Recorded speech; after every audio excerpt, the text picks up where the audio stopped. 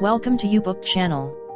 Read and listen to the greatest stories that mankind has ever told. From Iliad to Coveted Terror, and other famous classics. Enjoy the best world literatures throughout history.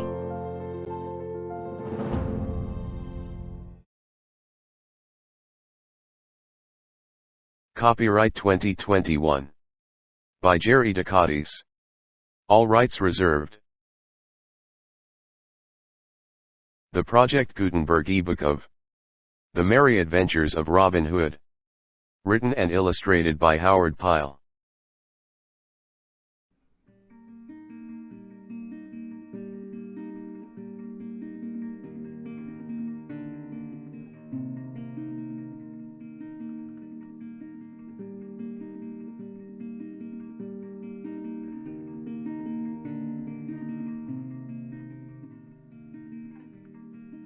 The Merry Adventures of Robin Hood. By Howard Pyle.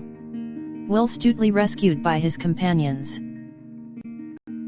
Now when the sheriff found that neither law nor guile could overcome Robin Hood, he was much perplexed, and said to himself, "Fool that I am! Had I not told our king of Robin Hood, I would not have gotten myself into such a coil.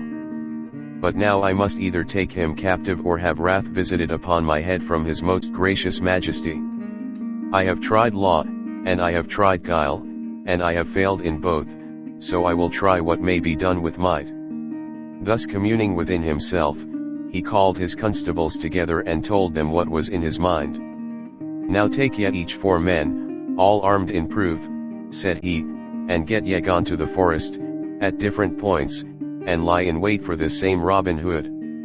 But if any constable finds too many men against him, let him sound a horn, and then let each band within hearing come with all speed and join the party that calls them. Thus, I think, shall we take this green-clad knave.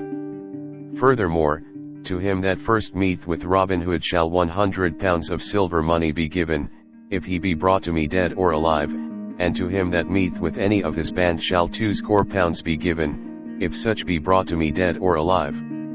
So, be ye bold and be ye crafty." So thus they went in 80 companies of 5 to Sherwood Forest, to take Robin Hood, each constable wishing that he might be the one to find the bold outlaw, or at least one of his band. For 7 days and nights they hunted through the forest glades, but never saw so much as a single man in Lincoln Green, for tidings of all this had been brought to Robin Hood by trusty Idiom o' the Blue Boar. When he first heard the news, Robin said, "If the sheriff dare send force to meet force, woe will it be for him and many a better man besides, for blood will flow and there will be great trouble for all. But fain would I shun blood and battle, and fain would I not deal sorrow to women folk and wives because good stout yeomen lose their lives. Once I slew a man, and never do I wish to slay a man again, for it is bitter for the soul to think thereon. So now we will abide silently in Sherwood Forest, so that it may be well for all, but should we be forced to defend ourselves, or any of our band, then let each man draw bow and brand with might and main." At this speech many of the band shook their heads, and said to themselves, "Now the sheriff will think that we are cowards, and folk will scoff throughout the countryside, saying that we fear to meet these men." But they said nothing aloud, swallowing their words and doing as Robin bade them. Thus they hid in the depths of Sherwood Forest for 7 days and 7 nights and never showed their faces abroad in all that time, but early in the morning of the 8th day Robin Hood called the band together and said, "Now who will go and find what the sheriff's men are at by this time? For I know right well they will not bide forever within Sherwood shades."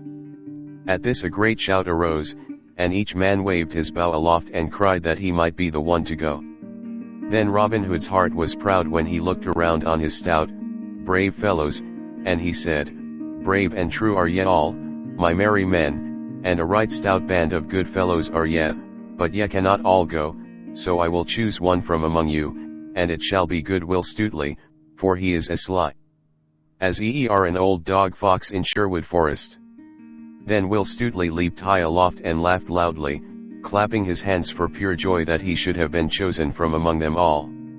"Now thanks, good master," quoth he, "and if I bring not news of those knaves to thee, call me no more thy sly Will Stutely. Then he clad himself in a friar's gown, and underneath the robe he hung a good broadsword in such a place that he could easily lay hands upon it. Thus clad, he set forth upon his quest, until he came to the verge of the forest, and so to the highway. He saw two bands of the sheriff's men, yet he turned neither to the right nor the left, but only drew his cowl the closer over his face, folding his hands as if in meditation. So at last he came to the sign of the Blue Boar. For, quoth he to himself, our good friend Edom will tell me all the news.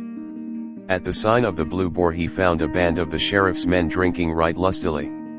So, without speaking to anyone, he sat down upon a distant bench, his staff in his hand, and his head bowed forward as though he were meditating. Thus he sat waiting until he might see the landlord depart, and Edom did not know him, but thought him to be some poor tired friar, so he let him sit without saying a word to him or molesting him, though he liked not the cloth. For, said he to himself, it is a hard heart that kicks the lame dog from off the sill. As Stutely sat thus, there came a great house cat and rubbed against his knee, raising his robe a palm's breadth high. Stutely pushed his robe quickly down again, but the constable who commanded the sheriff's men saw what had passed, and saw also fair Lincoln green beneath the friar's robe. He said nothing at the time, but communed within himself in this wise, yon is no friar of orders grey, and also, I wot, no honest yeoman goeth about in priest's garb, nor doth a thief go so for naught. Now I think in good sooth that is one of Robin Hood's own men. So, presently, he said aloud, O holy father, wilt thou not take a good pot of March beer to slake thy thirsty soul withal? But Stutely shook his head silently, for he said to himself, maybe there be those here who know my voice. Then the constable said again, whither goest thou, holy friar, upon this hot summer's day? I go a pilgrim to Canterbury town, answered Will Stutely, speaking gruffly, so that none might know his voice. Then the constable said, for the third time, now tell me, holy father, do pilgrims to Canterbury wear good Lincoln green beneath their robes? Ha! By my faith, I take thee to be some lusty thief, and perhaps one of Robin Hood's own band. Now, by Our Lady's grace, if thou movest hand or foot, I will run thee through the body with my sword. Then he flashed forth his broadsword and leaped upon Will Stutely, thinking he would take him unaware, but Stutely had his own sword tightly held in his hand, beneath his robe, so he drew it forth before the constable came upon him. Then the stout constable struck a mighty blow. But he struck no more in all that fight, for Stutely, parrying the blow right deftly, smote the constable back again with all his might. Then he would have escaped, but could not, for the other, all dizzy with the wound and with the flowing blood, seized him by the knees with his arms even as he reeled and fell. Then the others rushed upon him, and Stutely struck again at another of the sheriff's men, but the steel cap glanced the blow, and though the blade bit deep, it did not kill. Meanwhile, the constable, fainting as he was, drew Stutely downward, and the others, seeing the yeoman hampered so, rushed upon him again, and one smote him a blow upon the crown so that the blood ran down his face and blinded him. Then, staggering, he fell, and all sprang upon him, though he struggled so manfully that they could hardly hold him fast. Then they bound him with stout hempen cords so that he could not move either hand or foot, and thus they overcame him. Robin Hood stood under the greenwood tree, thinking of Will Stutely and how he might be faring, when suddenly he saw two of his stout yeomen come running down the forest path, and betwixt them ran buxom Megan of the Blue Boar. Then Robin's heart fell, for he knew they were the bearers of ill tidings. Will Stutely hath been taken, cried they, when they had come to where he stood. And is it thou that hast brought such doleful news? Said Robin to the lass. Ay, marry, for I saw it all, cried she, panting as the hare pants when it has escaped the hounds, and I fear he is wounded sore, for one smote him main shrewdly I the crown. They have bound him and taken him to Nottingham town, and ere I left the Blue Boar I heard that he should be hanged tomorrow day. He shall not be hanged tomorrow day, cried Robin, or, if he be, full many a one shall gnaw the sod, and many shall have cause to cry alack a day. Then he clapped his horn to his lips and blew 3 blasts right loudly, and presently his good yeoman came running through the greenwood until 70 bold blades were gathered around him. Now hark you all, cried Robin. Our dear companion Will Stutely hath been taken by that vile sheriff's man, therefore doth it behoove us to take bow and brand in hand to bring him off again, for I wot that we ought to risk life and limb for him, as he hath risked life and limb for us. Is it not so, my merry men all? Then all cried, Aye, with a great voice. So the next day they all wended their way from Sherwood Forest, but by different paths, for it behooved them to be very crafty. So the band separated into parties of 2s and 3s, which were all to meet again in a tangled dell that lay near to Nottingham town. Then, when they had all gathered together at the place of meeting, Robin spoke to them thus, Now we will lie here in ambush until we can get news, for it doth behoove us to be cunning and wary if we would bring our friend Will Stutely off from the sheriff's clutches. So they lay hidden a long time, until the sun stood high in the sky.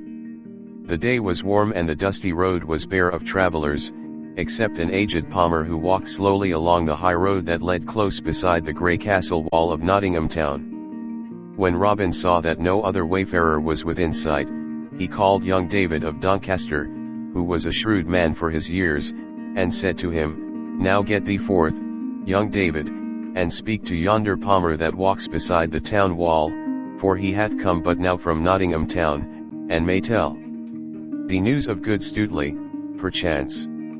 So David strode forth, and when he came up to the pilgrim, he saluted him and said, Good morrow, holy father, and canst thou tell me when Will Stutely will be hanged upon the gallows tree? I fain would not miss the sight, for I have come from afar to see so sturdy a rogue hanged. Now, out upon thee, young man, cried the palmer, that thou shouldst speak so when a good stout man is to be hanged for nothing but guarding his own life. And he struck his staff upon the ground in anger. Alas, say I, that this thing should be. For even this day, toward evening, when the sun falleth low, he shall be hanged, 80 rods from the great town gate of Nottingham, where 3 roads meet. For there the sheriff sweareth he shall die as a warning to all outlaws in Nottinghamshire. But yet, I say again, alas. For, though Robin Hood and his band may be outlaws, yet he taketh only from the rich and the strong and the dishonest man, while there is not a poor widow nor a peasant with many children, nigh to Sherwood, but has barley flour enough all the year long through him. It grieves my heart to see one as gallant as the Stutely die, for I have been a good Saxon yeoman in my day, ere I turned palmer, and well I know a stout hand and one that smiteth shrewdly at a cruel Norman or a proud abbot with fat money bags. Had good Stutely's master but known how his man was compassed about with perils, perchance he might send succor to bring him out of the hand of his enemies. Ay, marry, that is true, cried the young man. If Robin and his men be nigh this place, I wot right well they will strive to bring him forth from his peril. But fare thee well, thou good old man, and believe me, if Will Stutely die, he shall be right well avenged. Then he turned and strode rapidly away. But the palmer looked after him, muttering, I wot that youth is no country hind that hath come to see a good man die. Well, well, perchance Robin Hood is not so far away but that there will be stout doings this day. So he went upon his way, muttering to himself. When David of Doncaster told Robin Hood what the palmer had said to him, Robin called the band around him and spoke to them thus. Now let us get straightway into Nottingham town and mix ourselves with the people there, but keep ye one another in sight, pressing as near the prisoner and his guards as ye can, when they come outside the walls. Strike no man without need, for I would fain avoid bloodshed, but if ye do strike, strike hard, and see that there be no need to strike again. Then keep all together until we come again to Sherwood, and let no man leave his fellows. The sun was low in the western sky when a bugle note sounded from the castle wall. Then all was bustle in Nottingham town and crowds filled the streets, for all knew that the famous Will Stutely was to be hanged that day. Presently the castle gates opened wide and a great array of men-at-arms came forth with noise and clatter, the sheriff, all clad in shining mail of linked chain, riding at their head. In the midst of all the guard, in a cart, with a halter about his neck, rode Will Stutely. His face was pale with his wound and with loss of blood, like the moon in broad daylight, and his fair hair was clotted in points upon his forehead, where the blood had hardened. When he came forth from the castle he looked up and he looked down, but though he saw some faces that showed pity and some that showed friendliness, he saw none that he knew. Then his heart sank within him like a plummet of lead, but nevertheless he spoke up boldly. "Give a sword into my hand, Sir Sheriff," said he, "and wounded man though I be, I will fight thee and all thy men till life and strength be gone." "Nay, thou naughty varlet," quoth the sheriff, turning his head and looking right grimly upon Will Stutely, "thou shalt have no sword but shall die a mean death, as beseemeth a vile thief like thee. Then do but untie my hands and I will fight thee and thy men with no weapon but only my naked fists. I crave no weapon, but let me not be meanly hanged this day." Then the sheriff laughed aloud. "Why, how now," quoth he, "is thy proud stomach quailing? Shrive thyself, thou vile knave, for I mean that thou shalt hang this day, and that where three roads meet, so that all men shall see thee hang, for carrion crows and daws to peck at." "O thou dastard heart," cried Will Stutely, gnashing his teeth at the sheriff. "Thou coward hind! If ever my good master meet thee thou shalt pay dearly for this day's work. He doth scorn thee, and so do all brave hearts. Knowest thou not that thou and thy name are jests upon the lips of every brave yeoman? Such a one as thou art, thou wretched craven, will never be able to subdue bold Robin Hood." "Ha!" cried the sheriff in a rage, "is it even so? Am I a jest with thy master, as thou callest him? Now I will make a jest of thee and a sorry jest withal, for I will quarter thee limb from limb, after thou art hanged." Then he spurred his horse forward and said no more to Stutely. At last they came to the great town gate, through which Stutely saw the fair country beyond, with hills and dales all clothed in verdure, and far away the dusky line of Sherwood's skirts. Then when he saw the slanting sunlight lying on field and fallow, shining redly here and there on cot and farmhouse, and when he heard the sweet birds singing their vespers, and the sheep bleating upon the hillside, and beheld the swallows flying in the bright air, there came a great fullness to his heart so that all things blurred to his sight through salt tears, and he bowed his head lest the folk should think him unmanly when they saw the tears in his eyes. Thus he kept his head bowed till they had passed through the gate and were outside the walls of the town. But when he looked up again he felt his heart leap within him and then stand still for pure joy, for he saw the face of one of his own dear companions of merry Sherwood. Then glancing quickly around he saw well-known faces upon all sides of him, crowding closely upon the men-at-arms who were guarding him. Then of a sudden the blood sprang to his cheeks, for he saw for a moment his own good master in the press and, seeing him, knew that Robin Hood and all his band were there. Yet betwixt him and them was a line of men-at-arms. "Now, stand back!" cried the sheriff in a mighty voice, for the crowd pressed around on all sides. "What mean ye, varlets, that ye push upon us so? Stand back, I say." Then came a bustle and a noise, and one strove to push between the men-at-arms so as to reach the cart, and Stutely saw that it was Little John that made all that stir. "Now stand thou back," cried one of the men-at-arms whom Little John pushed with his elbows. "Now stand thou back thine own self," quoth Little John, and straightway smote the man a buffet beside his head that felled him as a butcher fells an ox, and then he leaped to the cart where Stutely sat. "I pray thee take leave of thy friends ere thou deest, Will," quoth he, "or maybe I will die with thee if thou must die, for I could never have better company."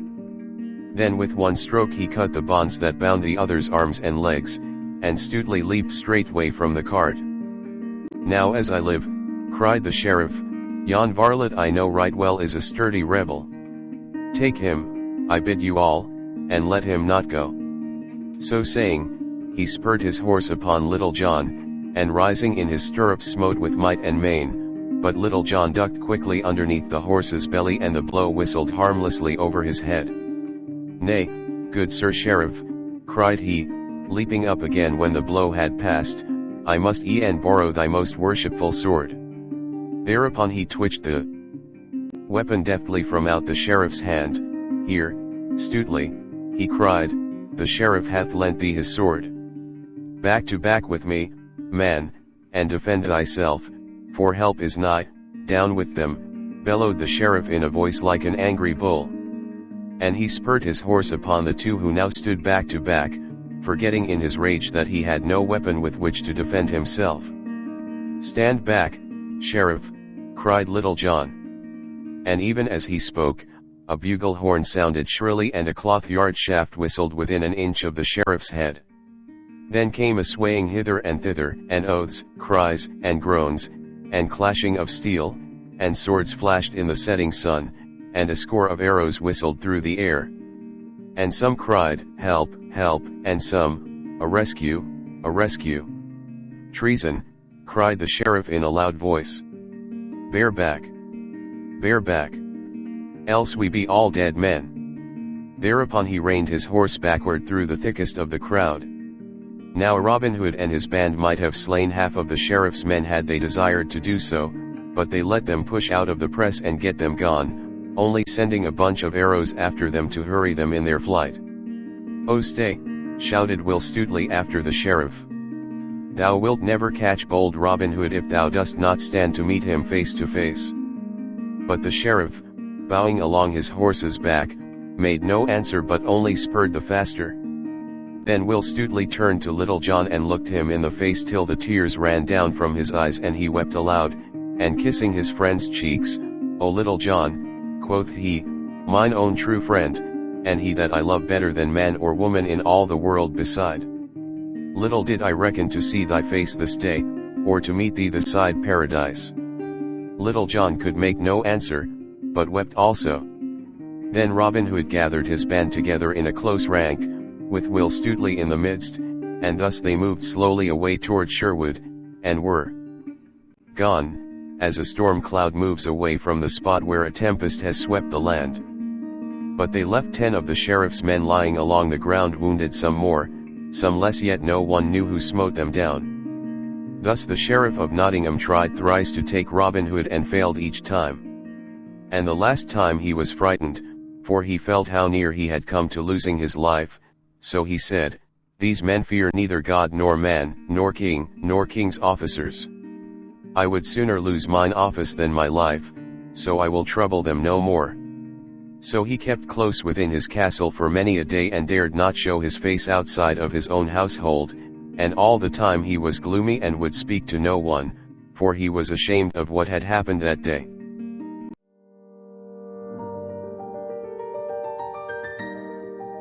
Thank you for watching. Write in the comments section for your request as to what book, usually from Project Gutenberg, you want us to feature in YouBook channel. Click like to boost the rating of YouBook channel, make a comment for us for the improvement of our services, and share this video to your friends, with the copyright intact. Please click subscribe, and hit the bell button to be notified of new uploads from YouBook channel.